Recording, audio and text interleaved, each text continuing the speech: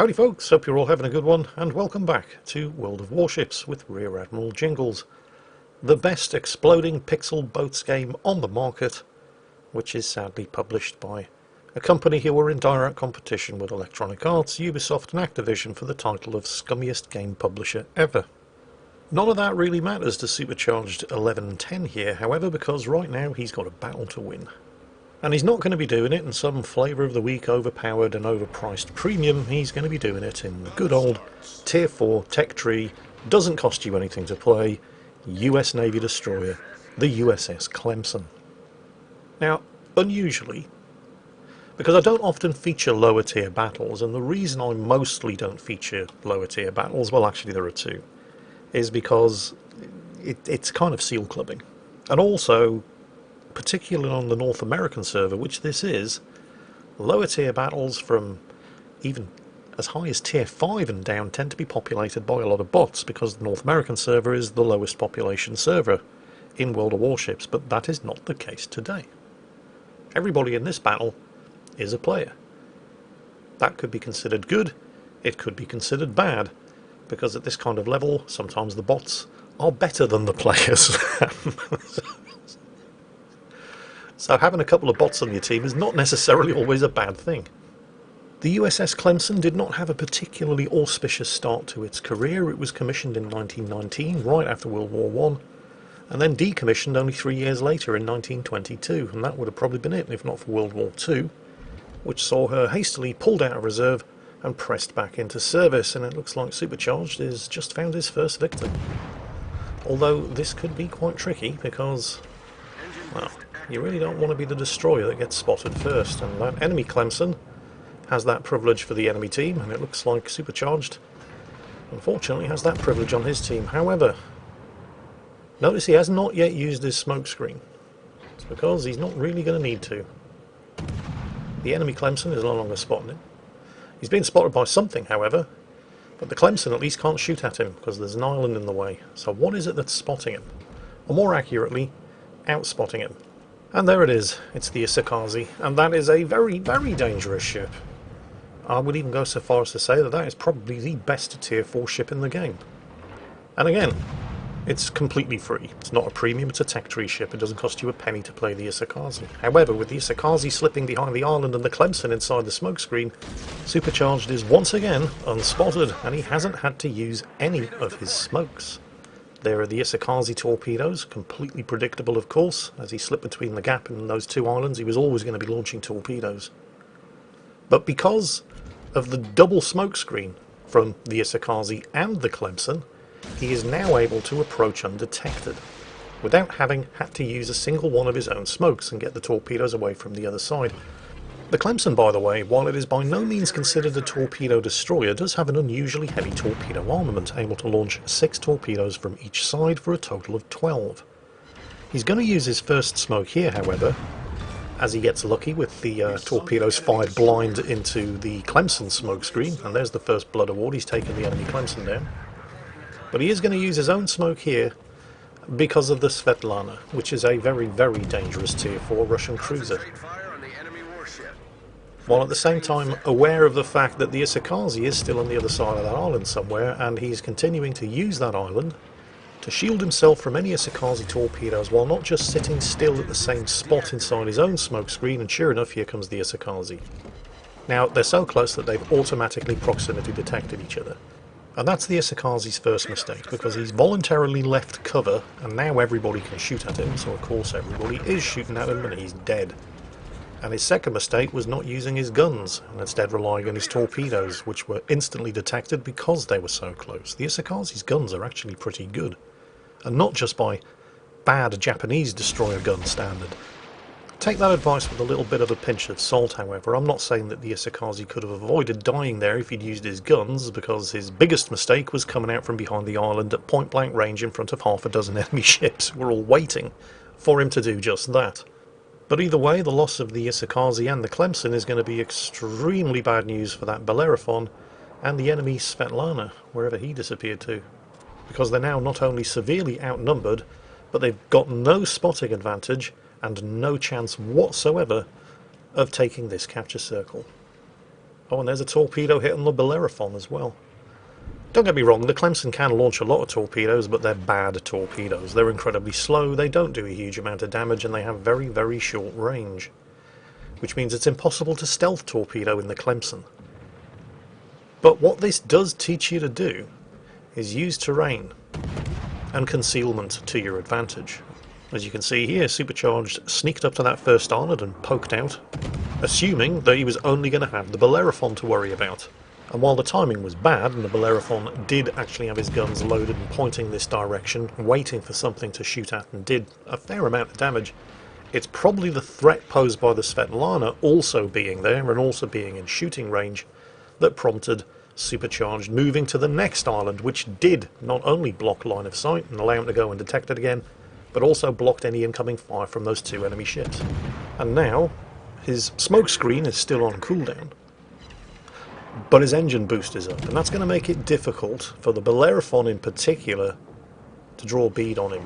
And since the Bellerophon is nearly dead and needs killing quickly, he's going to eliminate him first. The Svetlana is otherwise occupied, the Bellerophon is down. The Svetlana should really be running away and trying to go undetected, but he's turned around to fight. Oh wow, double strike! Kill number 3. I think at that point it was too late for the Svetlana to disengage, and instead he was turning around on the Nassau in the hopes of getting a torpedo kill. But, well, day late and a dollar short. Meanwhile, while things have been going very well for Supercharged's team down here to the south, the same cannot be said of everywhere else on the map, with the central cap under enemy control, and the northern cap has just fallen under enemy control as well, where a similar disaster has been unfolding up to the north for Supercharged team, as has been occurring down here to the south for the enemy team. Note that once again, Supercharged is creeping up, using the island over there to keep himself out of direct line of sight of the enemy Miyogi. It's all about controlling the number of ships that you have to fight at the same time, by either using natural concealment in the shape of terrain features like islands, or artificial concealment in the shape of your smokescreen generator. So with vision blocked by the smokescreen, and with firing blocked from at least the Miyogi on the left hand side by the island between the two of them, he's able to take the Miyogi up ahead under fire. He's gotten his torpedoes away. The problem here though, US Navy destroyers don't start getting 127mm guns until the USS Nicholas at tier 5. Down here at tier 4 with the Clemson, these guns are only 102mm in caliber, which means they can only penetrate 17mm of armour. So your best weapon against battleships are going to be your torpedoes. But while we may have thought that that Miyogi over there was asking for trouble by continuing to sail broadside on within torpedo range of a very angry looking smokescreen instead of taking the out and slipping out between the gap in those two islands over there, this guy's not as dumb as he looks. Supercharged has just encountered that rare breed of battleship player, especially at low tiers, who understands how to use his WASD keys, so he's been forced to pop out of the smokescreen in order to try again with the torpedoes from the other side. But once again, while it was definitely a risk, he again has an exit strategy in mind: the second island. And once again he's undetected and out of line of fire.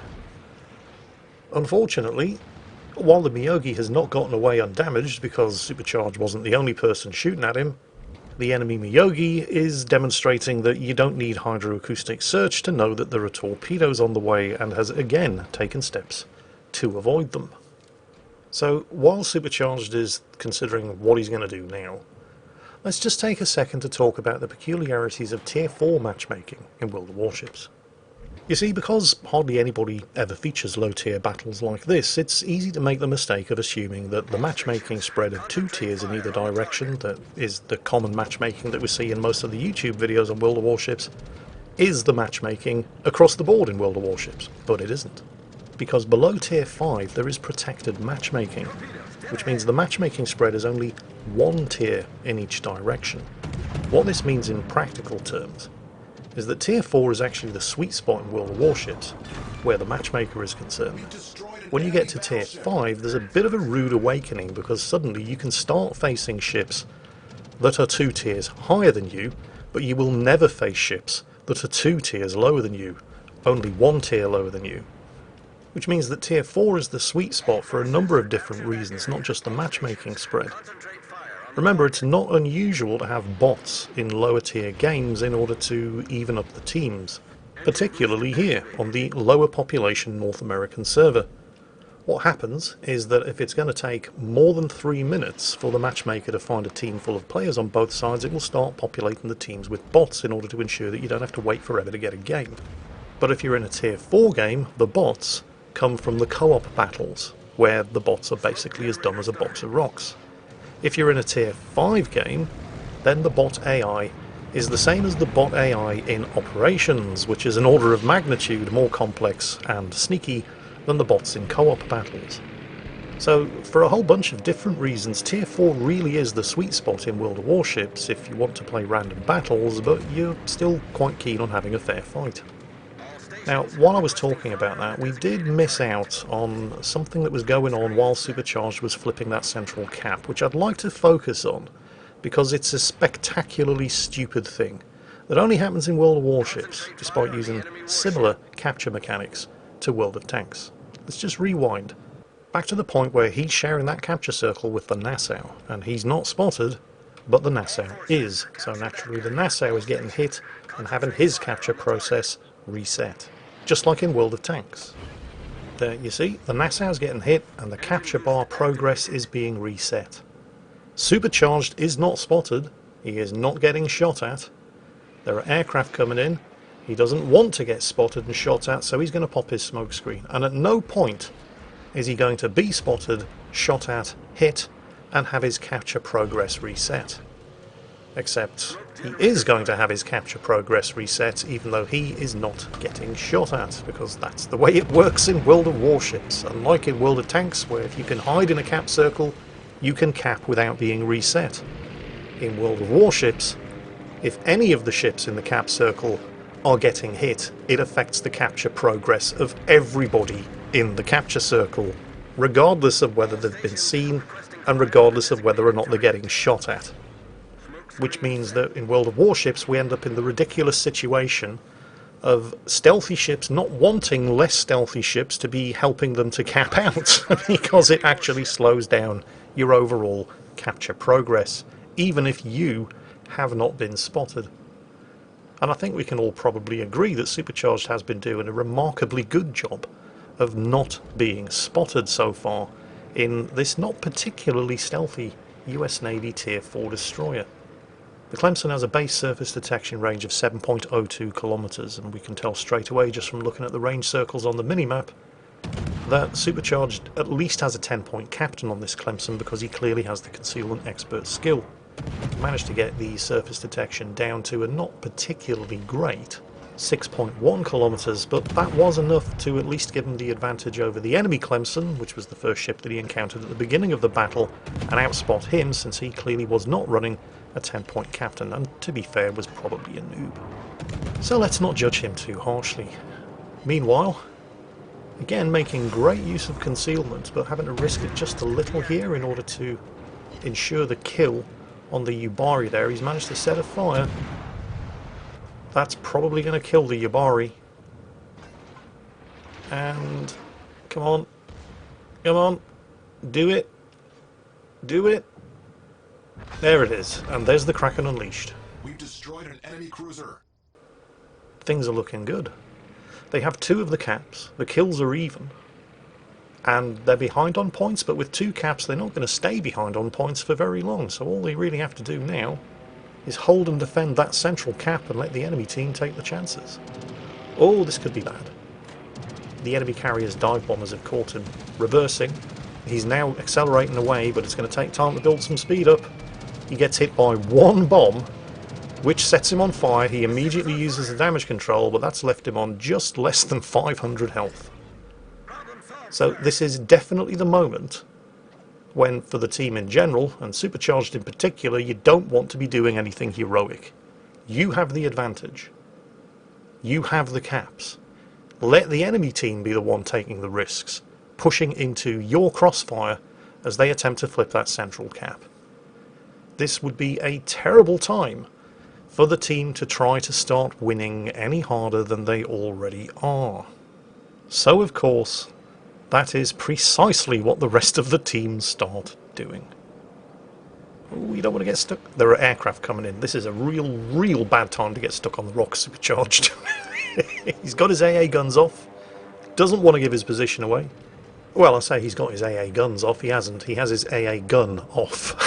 The Clemson's anti-aircraft firepower is a single 76mm gun. So, yeah, why bother anyway? But that's just the state of AA firepower at Tier 4. It's even worse than everywhere else in the game. Unfortunately, the rest of his team's attempt to win harder than they already were has ended in predictable disaster, with 2 of them dying in short succession, which leaves just Supercharged in the Clemson on 480 health, and that Gangut over there.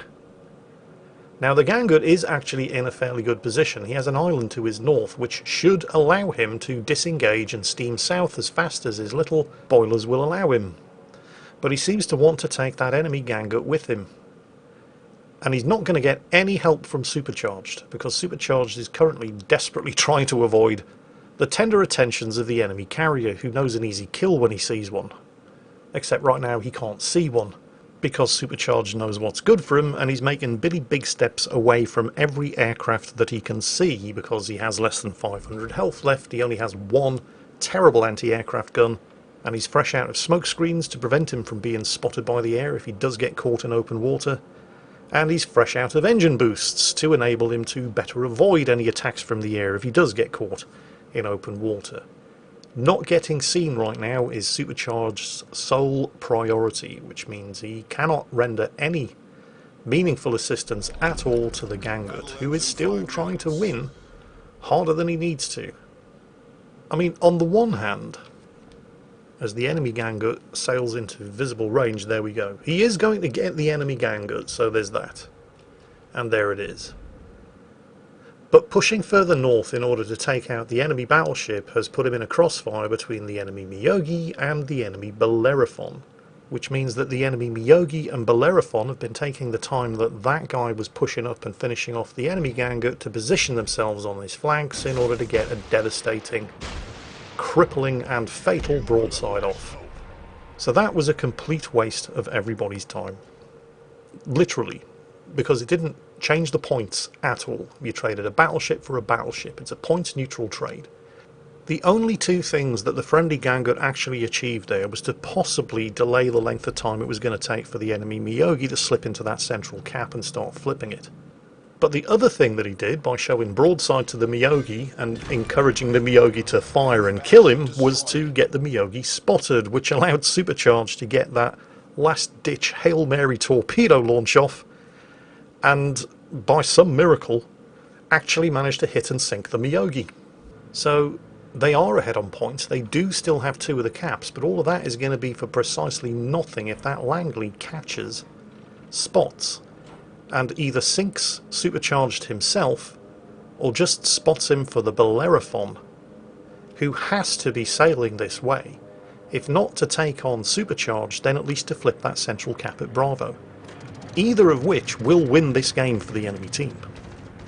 Because the points lead is so small, and there's enough time remaining that flipping 1 cap will be enough for the enemy team to win.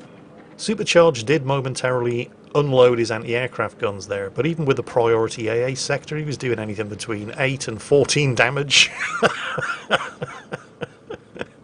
to the Langley's aircraft. His AA guns are not going to save him, but manoeuvring might. Watch this. See, here's the thing. Sure, I mean, anti-aircraft firepower is an even bigger joke at Tier 4 than it is elsewhere in the game. You're never going to save yourself, ever, under any circumstances, by shooting aircraft down at Tier 4. In the way that you can at other tiers, theoretically at least, in certain ships like the Halland, for example. And sure enough, careful manoeuvring around the island has forced the Langley into dropping the torpedoes too short. One of them hit the island and just, well, wrecked itself, and the other one has missed by a country mile. Because for the Langley to get a successful torpedo hit, and it will only require 1 successful torpedo hit to end this game, but in order to do that, the Langley has to drop those torpedoes from the seaward side, so they, do what torpedoes are supposed to do and land in the water.